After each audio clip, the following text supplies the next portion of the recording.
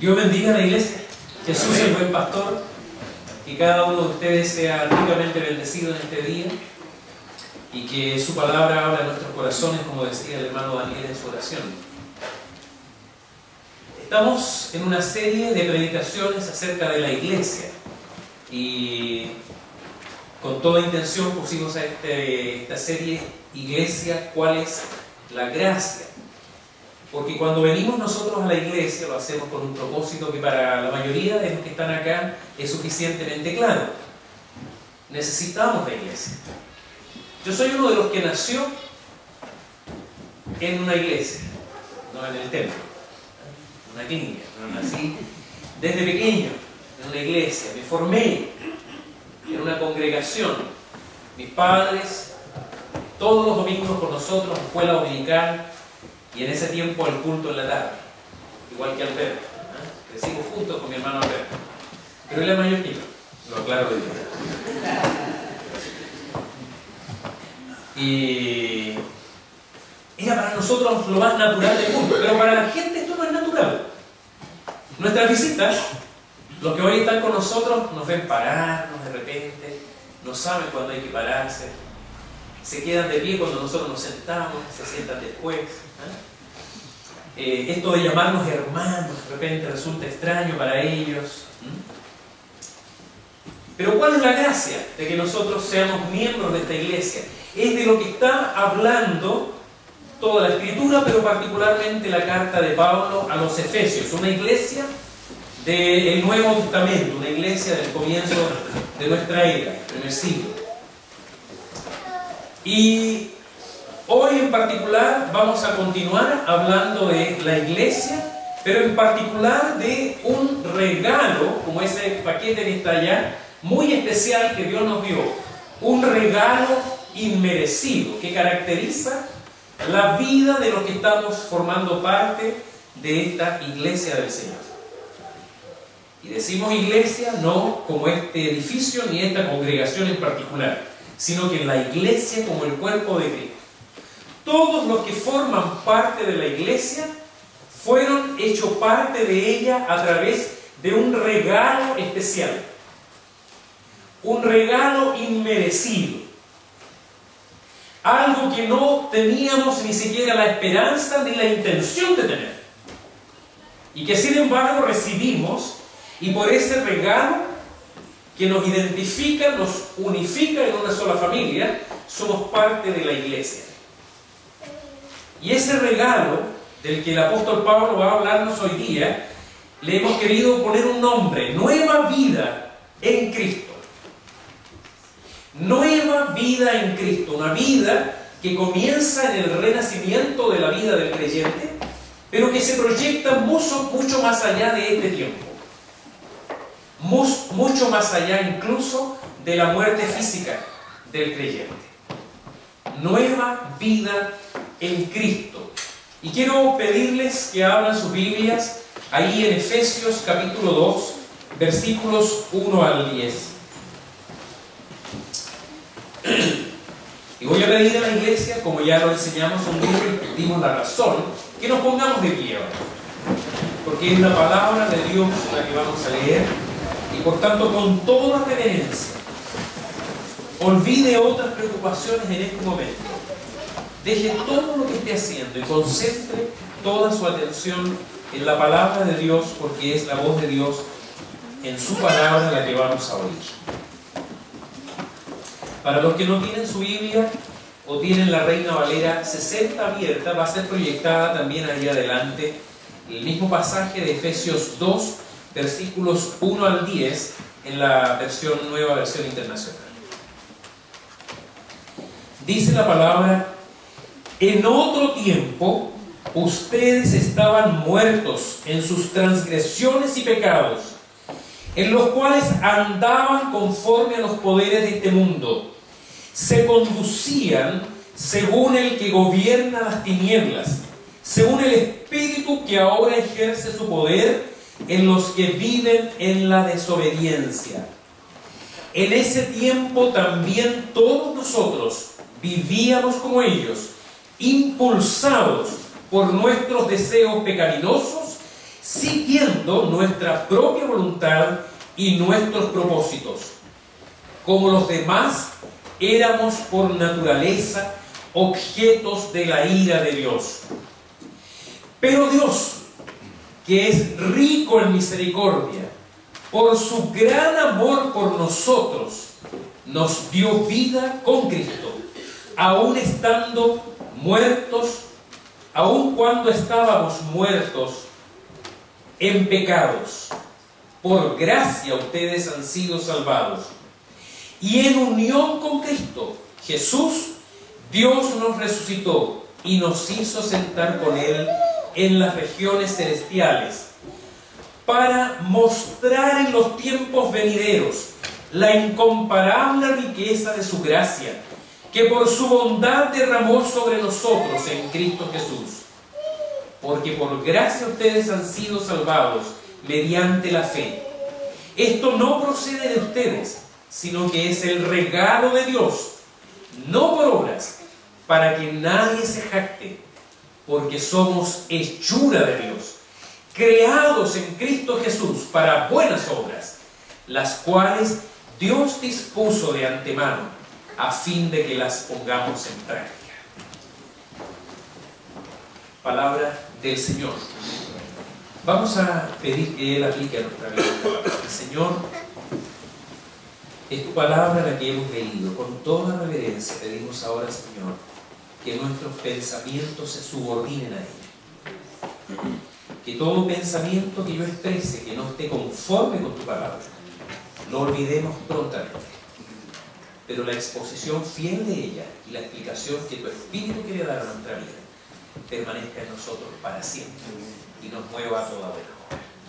Oramos en el nombre de Jesús. Amén. Amén. Tomen asiento.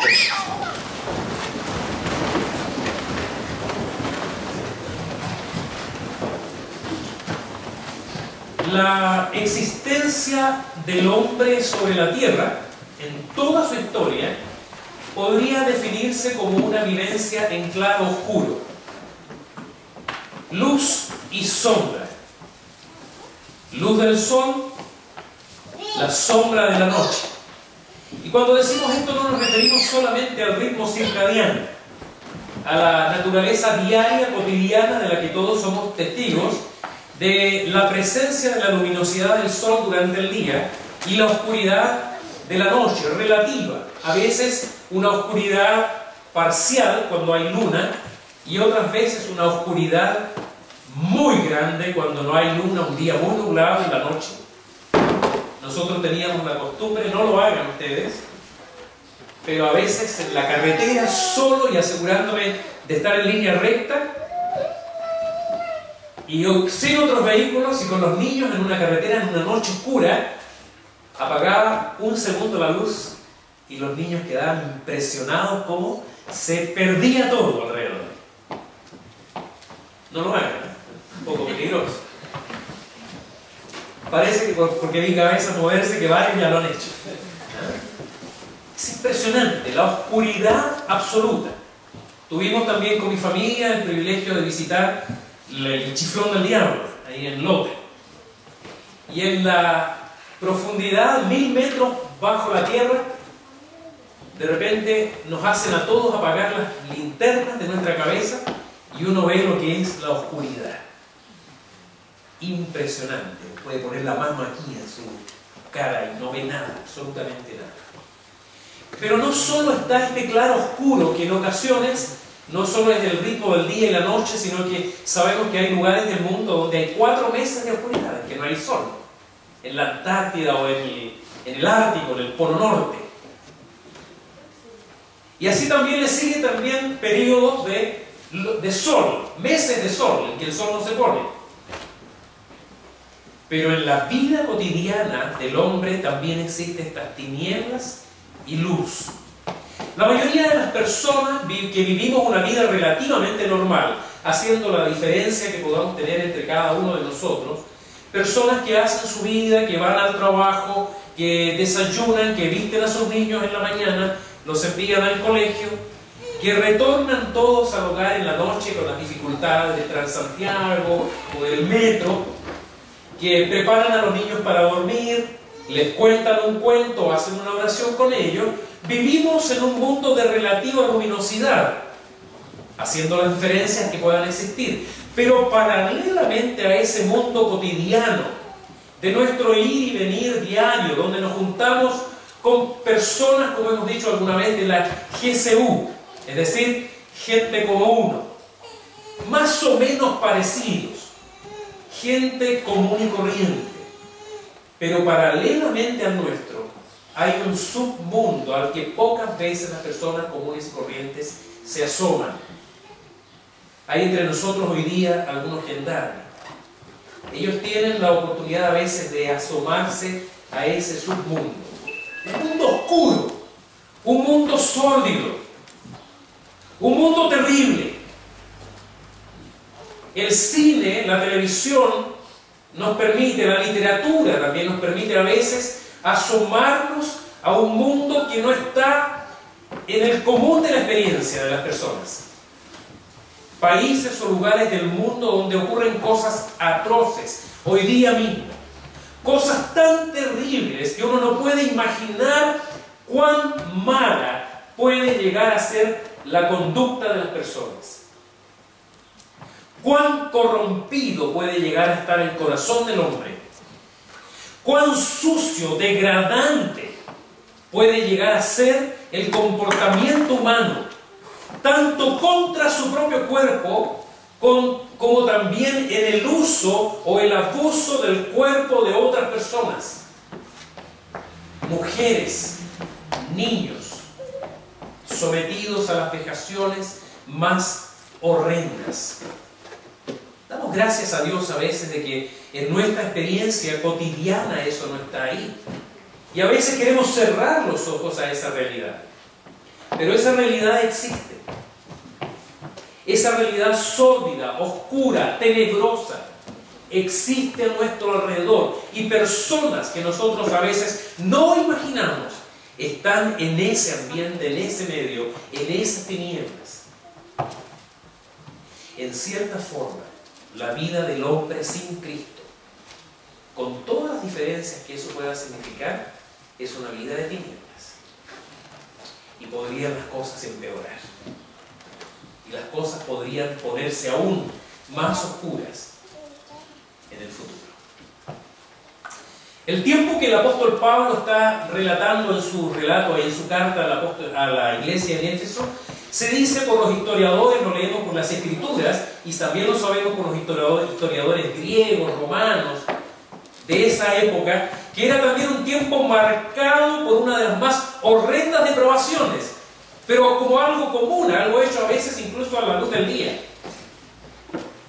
La degradación moral de la época era lo que caracterizaba al mundo helénico, donde se estaba desarrollando esta iglesia, ahí en Éfeso. Por la carta de Pablo a los romanos, por la carta de Pablo a los corintios, entendemos un poco, y por la literatura y el cine también nos muestra un poco cómo era esa época, donde el séptimo mandamiento, no cometerás adulterio, era transgredido con toda facilidad, donde las prácticas de inmoralidad sexual eran algo cotidiano, incluso aceptado socialmente. Tan difícil es para los historiadores y para los autores sagrados del Nuevo Testamento reflejar para nosotros esa época, dado justamente el carácter natural de aquello que ocurría en ese tiempo. Por eso para ellos no es fácil transmitirnos lo que allí ocurría. Para nosotros darnos una idea significa adentrarnos un poquito también, como decíamos, en la cultura griega.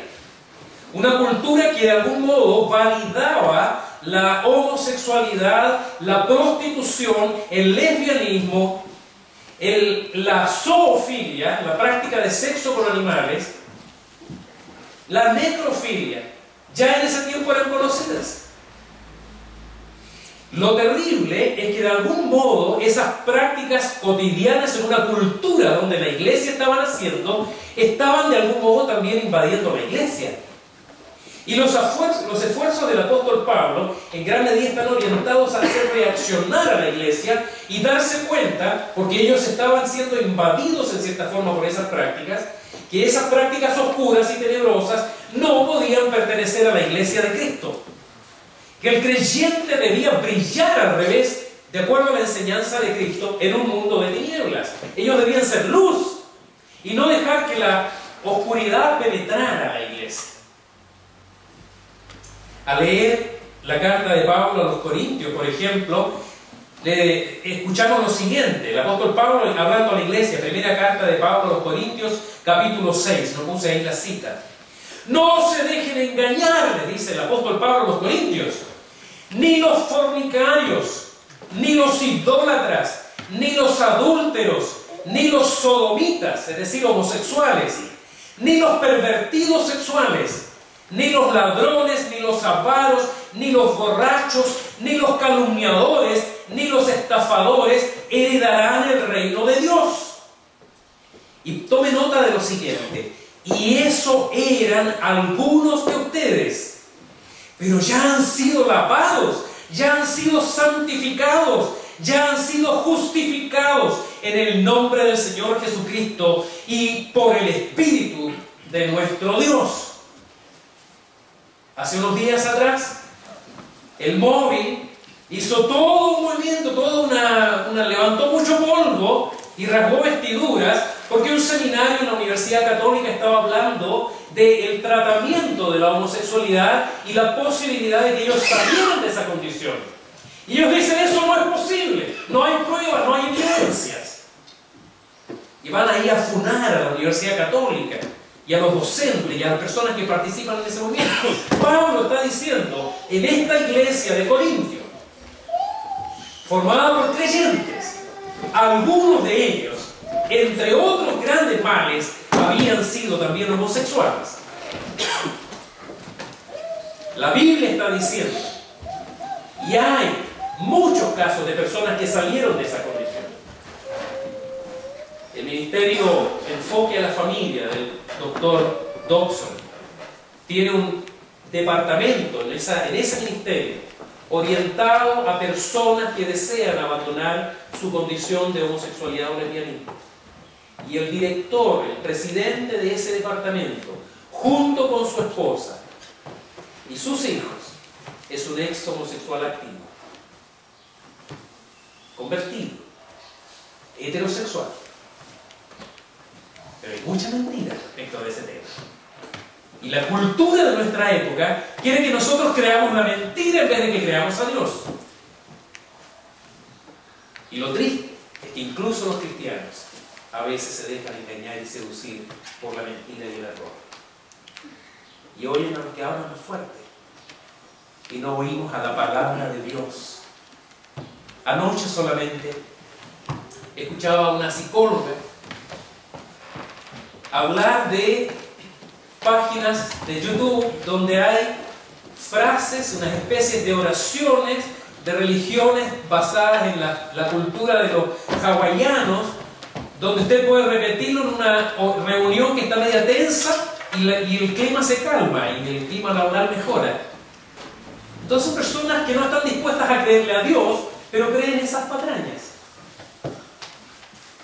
¿Cómo puede estar oscura la mente, entenebrecido el corazón del hombre, que es más fácil para ellos creer supersticiones que creer la bendita y poderosa verdad de la palabra de Dios?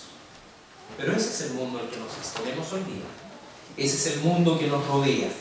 Ese es el mundo que ciertamente nosotros estamos llamados como iglesia a enfrentar, pero no solo a enfrentar, sino que también a penetrar con el mensaje de la palabra del Señor.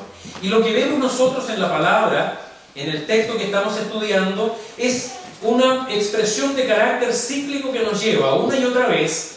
Estamos hablando de la carta a los Efesios, de lo que nosotros éramos antes de Cristo, lo que somos hoy en Cristo y lo que seremos por la eternidad.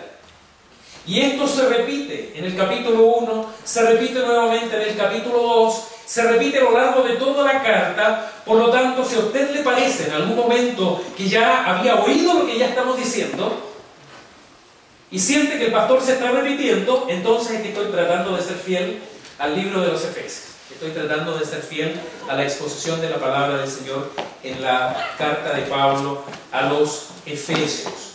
Y lo que hoy la palabra nos va a hablar es de la nueva vida en Cristo, capítulo 2, versículos 1 al 10. Y el propósito de Pablo es reflejar por medio de esta palabra el estado de muerte, de oscuridad y condenación que quedan atrás en la vida de los creyentes por la obra misericordiosa de Cristo, que nos salva. ¿De qué nos salva? Durante la semana los grupos pequeños estuvieron respondiendo a esta pregunta. ¿Salvos de qué? No solo salvos del pecado, no solo salvos de una vida compleja, salvos de la ira de Dios, salvos del castigo, de enfrentar la copa de la ira de Dios. Jesucristo vino a salvarnos de Dios, no de nosotros mismos. Vino a salvarnos de Dios. Y lo que es entonces, a partir de la salvación en Cristo, vivir a través de una vida de victoria en victoria, hasta la eternidad con Cristo allá en el cielo. Y lo primero que vemos en el texto que estamos leyendo es acerca justamente de este estado que dejamos atrás. Dejar una nueva vida en Cristo significa dejar atrás el estado de muerte espiritual. Significa dejar atrás una condición estable del hombre. Significa dejar atrás algo que formaba parte de nuestra naturaleza. Nuestra condición era la de muertos espiritualmente. No era enfermitos. No estábamos desorientados. No estábamos parcialmente obnubilados. No, la Biblia dice que estábamos muertos en transgresiones y delitos, en delitos y pecados. El texto, leámoslo todos, o sigan la palabra una vez más. En otro tiempo, dice, ustedes estaban muertos en sus transgresiones y pecados, en los cuales andaban conforme a los poderes de este mundo. Se conducían según el que gobierna las tinieblas, según el espíritu que ahora ejerce su poder en los que viven en la desobediencia. En ese tiempo también nosotros, todos nosotros, vivíamos como ellos, impulsados. Es decir, esto era nuestra motivación, por nuestros deseos pecaminosos, siguiendo nuestra propia voluntad y nuestros propósitos. Como los demás, éramos por naturaleza objeto de la ira de Dios. Pablo está explicándonos que la vida sin Cristo es un estado de muerte espiritual, marcada por transgresiones de la ley de Dios, en conformidad con el mundo. Un mundo tenebroso, ese mundo del que hablábamos al comienzo. Un estado tal en que las motivaciones, es decir, lo que determina tu actuación, tus objetivos en la vida, tus propósitos, son lo que el mundo ofrece, las tentaciones de Satanás y tu propio ego, no Dios. Es una motivación triple.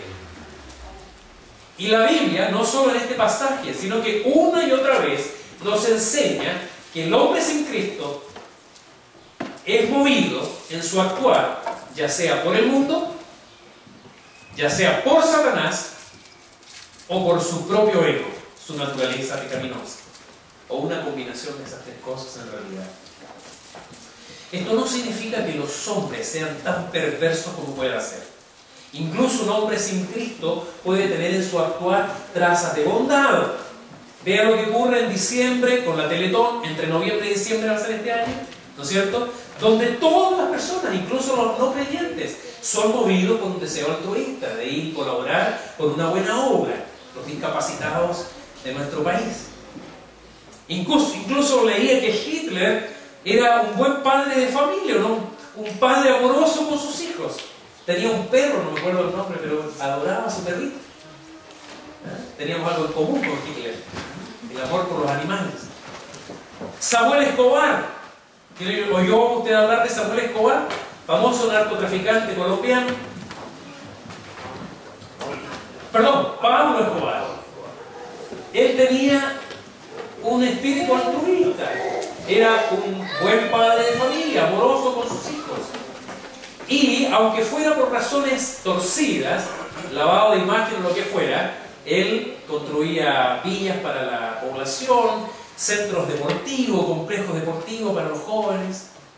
Era apreciado por la gente. Y era un narcotraficante, un homicida. Aún los perdidos pueden tener buenas intenciones, pero la palabra dice que el hombre sin Cristo está inevitablemente movido, como decíamos, conforme a los poderes de este mundo. Andábamos conforme, es decir, en conformidad, en semejanza a lo que motiva al mundo. Y esto significa aquellas cosas que motivan a la gente. Es interesante hoy día, si usted considera lo que mueve a la gente a consumir, los software, las tecnologías, están impulsadas por cánones del mundo. Y uno se deja llevar por esos impulsos y se convence que no solo le es útil, sino que lo necesita. No puede vivir sin el último teléfono, sin la última conexión. No puede estar sin internet. Tiene que estar en internet en todas partes. En el metro, en todos lados. La gente ya no conversa, tiene que estar conectado. Y se están perdiendo cosas valiosas por causa de eso. Que sea la televisión el que domine y vaya modelando el pensamiento de miles, por no decir millones, de dueñas de casa que desarrollan a la larga una cultura de matinal. Es vergonzoso que cuando ellas comentan cosas se basen en las opiniones que escuchan en los matinales. Hermana, lo hemos dicho otras veces, por favor, mientras planche, considere poner algo que no sea un matinal de la mañana. Que sean homosexuales los que digan la moda. Lo que la mujer viste sea lo que le dicten estas personas, lo que visten o medio visten a veces, sea por los cánones que ellos proponen. Y ellos dicen cómo usted se debe vestir y lo que se use o lo que se deje de usar, lo que esté in. Que algunas familias en nuestro país te digan dónde invertir tu dinero, en casas comerciales o en las instituciones financieras. En cuanto a lo moral o espiritual, a fines del siglo XX vivió un psicólogo que se llamaba Abraham Maslow. Se le considera el padre del humanismo en las tendencias de la psicología. Y este hombre llegó a decir que el hombre no es esencialmente corrupto. O sea, no podría haber sido presbiteriano. No porque los presbiterianos seamos corruptos, ¿eh? En lo que visitas estamos hablando de una de las doctrinas de nuestra fe, ¿no? Somos corruptos, pero decimos que todos los hombres son esencialmente o radicalmente corruptos. Maslow decía, el hombre no es esencialmente corrupto, sino moralmente neutro, impulsado por sus necesidades. Y en la cumbre de la pirámide de Maslow, él pone dos cosas que son una perla característica de nuestro tiempo: la búsqueda de autoestima en último lugar y la autorrealización en primer lugar. La autoestima, el decir que me debo amar, debo estimarme mucho, esa como una de las búsquedas esenciales del hombre. Y la autorrealización. ¿Qué necesidad tiene el humanismo de Cristo bajo esa perspectiva? ¿Qué necesidad tiene el mundo de Dios si lo que resuelve sus mayores necesidades es amarse mucho, besito, y lograr lo que yo quiera en la vida? Con eso tengo todo lo que se requiere. Y es que incluso en literatura cristiana hoy día se esté hablando de eso. Éxito, realización, iglesias exitosas, ministerios exitosos, pastores que brillan por sus ministerios, iglesias que crecen, se transforman en grandes congregaciones, exitismo, Autorrealización. ¿Dónde está la gloria de Dios en eso? E incluso los creyentes, sin darnos cuenta, sutilmente, comenzamos a ser modelados por el pensamiento del mundo. Pero la palabra dice que también, según el que gobierna las tinieblas, fuerzas satánicas, este perro amarrado, pero con cierta cuota de poder que es Satanás, que seduce, que tienta, que hace tropezar, si fuese posible, hasta los creyentes. Un espíritu que en este tiempo ejerce un poder, porque la palabra dice que este espíritu ahora ejerce su poder en los que viven en la desobediencia. Mala noticia. Los que son desobedientes a Dios o a su palabra están siguiendo a Satanás, están bajo su poder. Y siguen también, para que Pablo aclare acá, para que no le echemos de toda la culpa al mundo y a Satanás, aclara inmediatamente: cuidado, también tu propia pecaminosidad, tus deseos engañosos. No podemos eludir nuestra propia responsabilidad echándole toda la culpa al mundo y a los demonios. Nosotros, también los cristianos, vivíamos como ellos, impulsados por nuestros deseos pecaminosos, detrás de nuestra voluntad y propósito. Santiago, el apóstol, el autor de la carta de Santiago, dice: cuando uno es tentado, nadie diga que es tentado de Dios. Cuando uno es tentado, cuando sus propios malos deseos lo arrastran y lo seducen. ¿De dónde vienen las guerras y los conflictos entre ustedes? ¿No es precisamente de las pasiones que luchan dentro de ustedes mismos? Este estado de muerte espiritual, a causa de la degradación y corrupción radical del hombre en su estado caído, no lo hace hijo de Dios, sino lo hace hijo de ira, hijo de condenación. Lo deja expuesto a la condenación de Dios, al juicio de Dios y a la aplicación de su ira. Y este es el destino inevitable de todos los que persisten en vivir lejos de Dios, resistiendo a Cristo, rechazando el Evangelio. Les espera beber la copa de la ira de Dios. ¿Y qué es la ira de Dios? Cuando uno habla de esto, puede ser impopular también, porque algunos esperan creer que Dios es algo así, como hemos dicho, como el viejito pascuero, ese viejito bonachón de barba blanca, mejillas rosadas, que finalmente en un gesto de amor por todas las criaturas va a ser un gran perdonazo.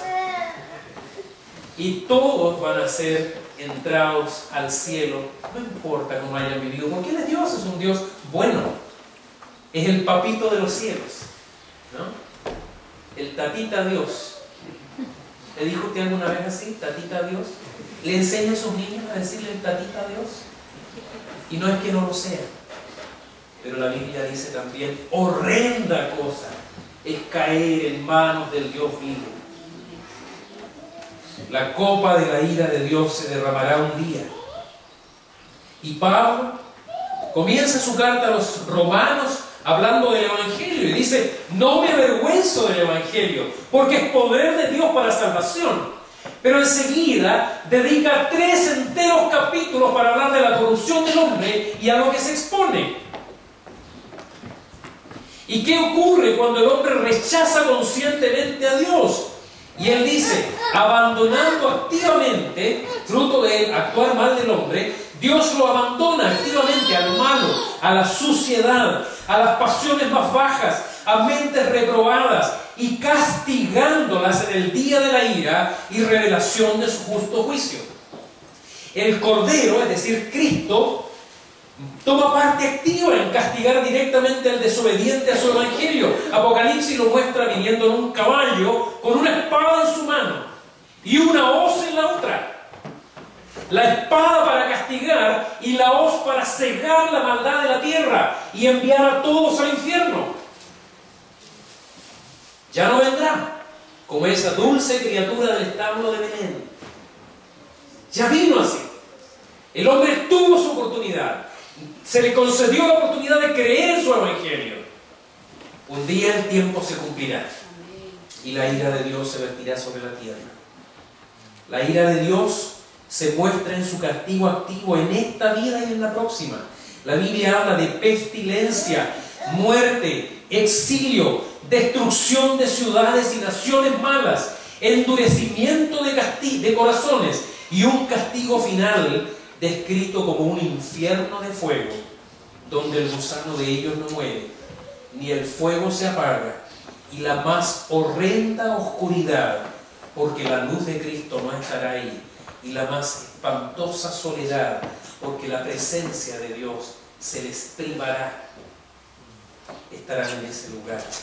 Separación eterna de Dios. Ese mundo tenebroso que hablábamos al comienzo, ese mundo sórdido al que Dios permita nunca tengamos que asomarnos, será un chiste, será una broma al lado de lo que será el infierno cuando la ira de Dios se muestre en su plenitud. Un día se mostrará con toda su fuerza. Pero la Biblia no queda ahí. ¡Ánimo! La Biblia no solo habla de la ira y del castigo de Dios. La Biblia continúa hablando para nosotros y nos dice que la vida nueva en Cristo no solo deja atrás el estado de muerte espiritual, sino también es fruto de la gracia de Dios en Cristo. Versículos 4 y 6. Para que despierten y lean conmigo, les voy a pedir que lo leamos en voz alta. Pero Dios, que es rico en misericordia, por su gran amor por nosotros, nos dio vida con Cristo, aun cuando estábamos muertos en pecados. Por gracia ustedes han sido salvados, y en unión con Cristo Jesús, Dios nos resucitó y nos hizo sentar con Él en las regiones celestiales. Pablo está ahí ahora, después de esta expresión oscura, está ahí en exclamaciones entusiastas. Su corazón de pastor se conmueve con el amor de Dios por estos creyentes ahí en la iglesia en Éfeso, por nosotros, por los creyentes en Cristo, cuyo testimonio ha trascendido las fronteras locales. Ellos no se quedaron ahí en la oscuridad, en la corrupción, y ciertamente han sido librados de la ira de Dios. Estas son las buenas noticias. Dios no solo es justo y debe castigar al culpable, sino también es rico en misericordia, y por ese gran amor con que nos amó, envió a su Hijo, a su unigénito, a tomar nuestro lugar en la cruz. Movido por ese eterno amor por los suyos, aun cuando estábamos muertos como ellos, nos dio vida con Cristo. Y en Cristo nos revivió y con Él nos lleva a su reino, con el propósito de exaltar su gracia, la que derramó en nosotros en Cristo. Todo es en Cristo. Cristo, hermanos amados, es algo así como la bisagra en la historia de la humanidad. Lo que éramos antes, en Jesucristo se transformó en lo que somos ahora. De muerte a vida, de condenación a salvación, de perdición a gloria eterna. En Jesucristo, el centro de la historia, el centro de la obra de Dios. Sin Jesucristo, aún estaríamos en condenación. La unión con Cristo, y por eso está subrayado, versículo 6, y en unión con Cristo Jesús. Esta unión con Cristo es el mensaje central, la enseñanza fundamental. Un evangelio rebajado que a veces oímos, un mensaje evangelístico que no acierta, que se queda corto en la enseñanza bíblica, nos dice: Dios te acepta como eres. ¿Ya lo escuchó? Ven a Cristo, Dios te acepta tal como tú eres. Dios tiene un amor incondicional por ti. También yo lo he oído. Dios te acepta como eres. Dios tiene un amor incondicional por ti. Esta es la mejor. Dios odia el pecado, pero ama al pecador. ¿Ya lo oyó? Es muy común. Todo eso suena muy bonito, pero tiene un pequeñito problema. No chiquitito. No es bíblico. Amén. No es bíblico. La Biblia nos enseña eso. Y no podemos andar diciendo cosas que no son bíblicas. Esto lo expresa muy bien David Powlison cuando dice: el Evangelio es mejor que el amor incondicional. El Evangelio dice: Dios te acepta tal como es Cristo. Miren qué interesante. Dios te acepta tal como es Cristo. Dios tiene por ti un amor contracondicional. Cristo cargó la maldición que tú merecías. Cristo es totalmente agradable al Padre y te da a ti, por gracia, su perfecta bondad. Cuando somos aceptos a los ojos de Dios, no es porque Dios te vaya a pasar por alto tus pecados. Dios condena tus pecados, no soporta tus mentiras, tu engaño, tu hipocresía. Pero cuando Dios te mira, te ve misericordiosamente a través de la perfecta justicia de Cristo. Revestidos de Cristo y en Cristo es como el hombre es acepto delante de los ojos de Dios. Pablo les está diciendo también a los apóstoles ahí, a los discípulos en Gálatas: con Cristo estoy juntamente crucificado, y ya no vivo yo, mas vive Cristo en mí. Y lo que ahora vivo, lo vivo en la fe del Hijo de Dios, que murió por mí. Se entregó a sí mismo por mí. Es decir, el perfecto amor de Dios es tan grande, tan rica su misericordia, que debiendo condenar al pecador, que debiendo condenarme a mí, condenó a su Hijo. La copa de la ira de Dios que yo debí beber, la bebió íntegramente su Hijo ahí en la cruz. Cuando Cristo estaba en la cruz, el cuerpo de Cristo, la iglesia estaba siendo crucificada con Él. Cuando Él fue a la tumba, estábamos yendo a la tumba con Él. Cuando Él, gloria al Señor, fue levantado en la resurrección, tú y yo estábamos siendo resucitados con Cristo. ¿No es maravilloso? Gloria a su nombre, estamos resucitando con Él. Y ahora, dice la palabra en el texto griego, ahora vivo. Dice Pablo, estábamos muertos, ahora vivo, pero ya no yo, sino vive Cristo. Vivo, pero no ya yo, sino vive Cristo en mí. ¿De qué autorrealización hablamos? ¿De qué autoestima? ¿Está mal que el creyente hable de autoestima? Depende. Si por autoestima entendemos exaltar mis obras, lo que yo soy, lo que son mis logros, independiente de lo que Dios está haciendo en mí, eso es pecado. Somos impíos, estamos viviendo sin considerar a Dios, como si Dios no existiese. Pero si por autoestima estamos diciendo que soy precioso, soy precioso. Dígale usted, el pastor dijo que era precioso. ¿No soy precioso? Soy precioso, pero porque Cristo vive en mí. Porque tengo el precio de una joya comprada con la sangre de Cristo para adornar su corona por la eternidad. Por eso soy precioso. Por eso valgo lo que valgo. Valgo todo lo que soy, porque Cristo murió por mí. Y soy valioso para Él. Y todo esto dice que la nueva vida en Cristo no solo es fruto de la gracia de Dios, no solo deja atrás el estado de muerte espiritual, sino también es para la gloria de Dios. ¿Para qué es? Para la gloria de Dios. Versículos 7-10. Para mostrar en los tiempos venideros la incomparable riqueza de su gracia, que por su bondad derramó sobre nosotros en Cristo Jesús. Porque por gracia ustedes han sido salvados. Pongo en paréntesis esta última frase, no está así en la Escritura, porque lo que creo que el apóstol Pablo está haciendo es explicar la frase anterior. Aquí nuevamente repite, capítulo 1, lo está diciendo una y otra vez, por gracia sois salvos. Capítulo 2 parte diciendo, sois salvos por medio de la fe, y esto no de vosotros.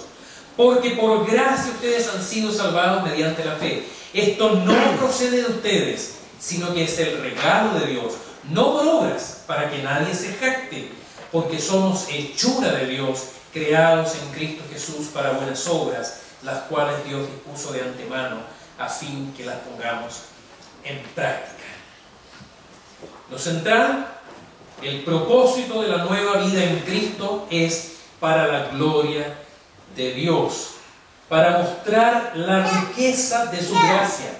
Este pensamiento recoge otros que están expresados en el capítulo 1, versículos 5 y 6. Fuimos predestinados para ser hijos suyos por medio de Jesucristo para alabanza de su gloriosa gracia.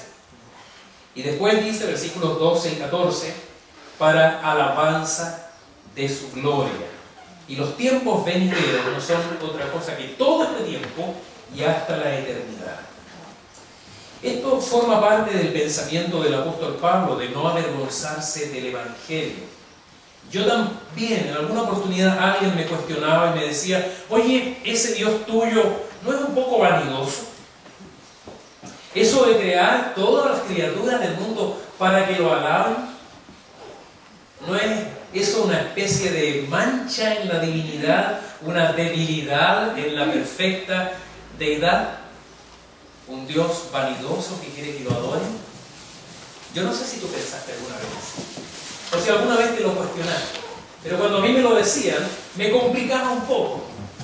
Incluso vi una película, una ironía, que mostraba a Satanás encarnado en una persona y que le preguntaba a alguien por qué había renunciado, por qué había abandonado ese estado de cosas. Y él graficaba esto poniéndose en un altar y decía, imagínate yo ahí abajo alabando por eternamente a Dios, gloria a ti, gloria a ti, gloria a ti, yo, y él ahí arriba recibiendo siempre adoración y yo allá abajo, ironizaba con eso. Entonces uno ve, propio del arte de los cineastas, esto y dice, como que no cansa esto, ¿no? ¿Qué gracia tiene, ¿no? Que estemos eternamente a Dios, que Él nos haya hecho para adorarle. Pregunta número 1 de nuestra confesión de fe del Catecismo Mayor y Menor. ¿Cuál es el fin principal del hombre? Adorar a Dios y gozar de Él para siempre. ¿Usted cree eso?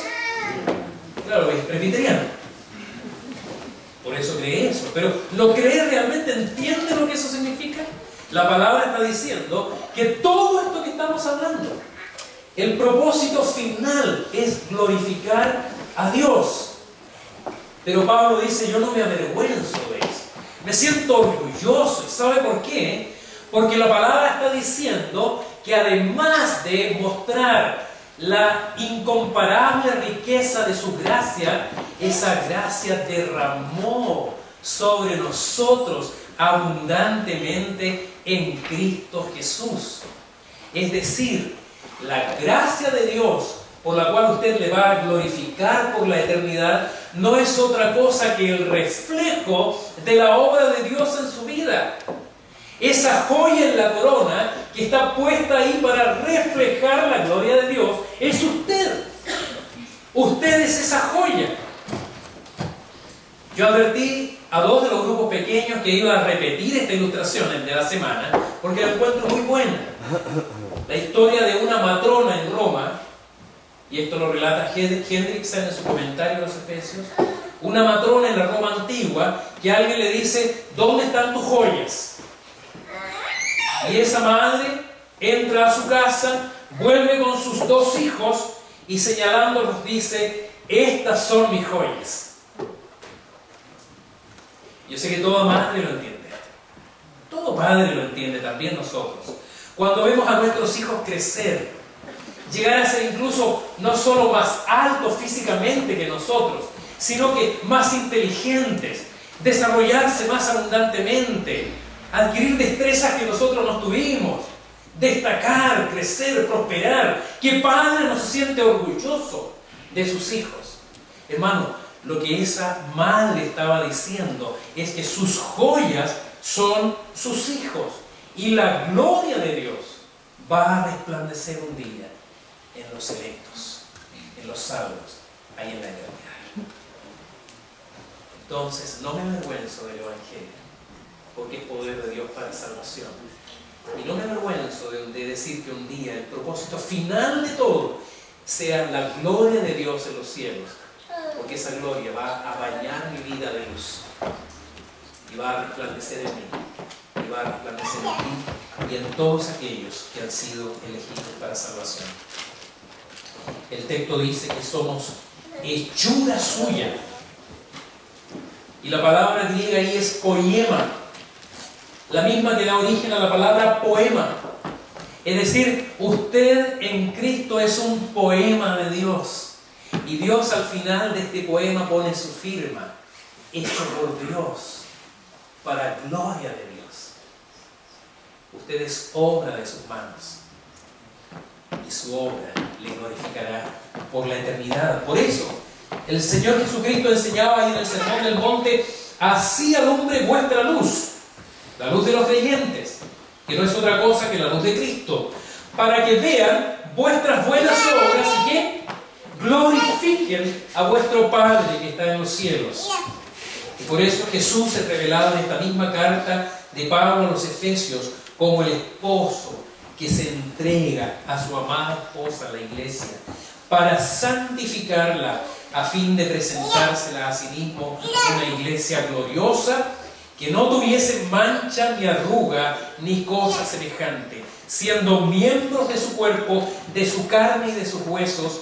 La gloria de Cristo es la gloria de la iglesia y la gloria de la iglesia es la gloria de la esposa de Cristo. Eso cambia radicalmente nuestras motivaciones. No es nuestra obra. Mis obras, dice el apóstol Pablo, trapo de inmundicia. Las obras de Dios en nosotros para nuestra santificación y para la gloria de Cristo. Ya no para nuestra salvación. Porque ¿qué podría el hombre añadir a lo que Cristo hizo?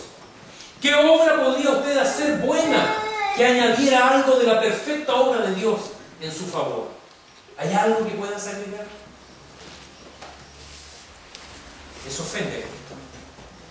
Por eso es imperdonable que hayan denominaciones cristianas que estén insistiendo en que la gente tiene que hacer méritos para su salvación, que tiene que hacer obras para su salvación, que tiene que hacer sacrificios físicos muchas veces, romper sus rodillas para obtener gracia y favor de Dios.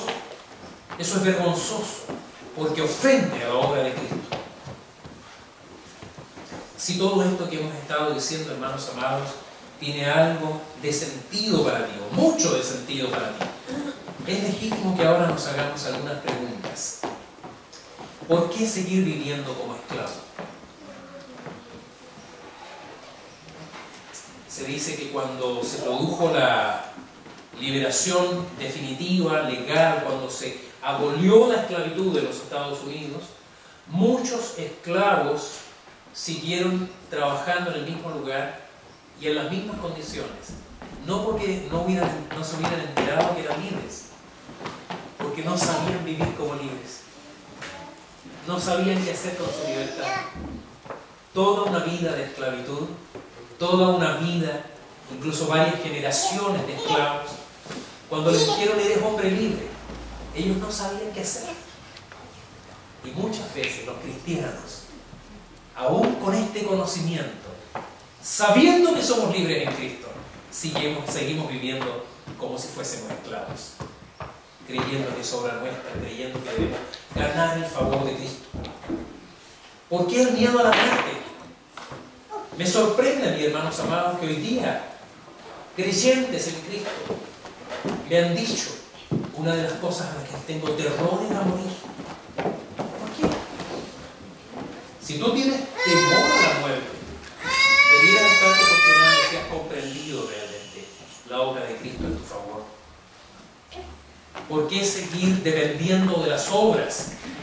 Muchos de nosotros, incluso protestantes, reformados, presbiterianos, a veces, hermanos amados, somos más católicos romanos de lo que creemos.